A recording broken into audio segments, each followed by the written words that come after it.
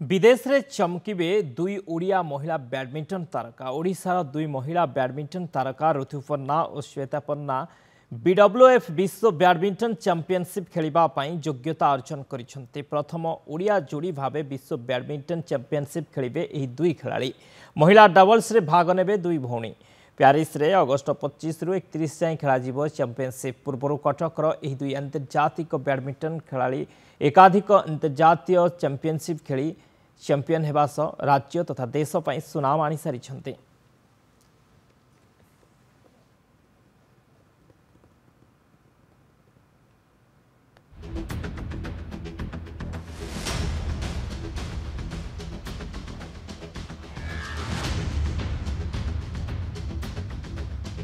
विदेश रे चमकिबे ऋतुपर्णा और श्वेतपर्णा।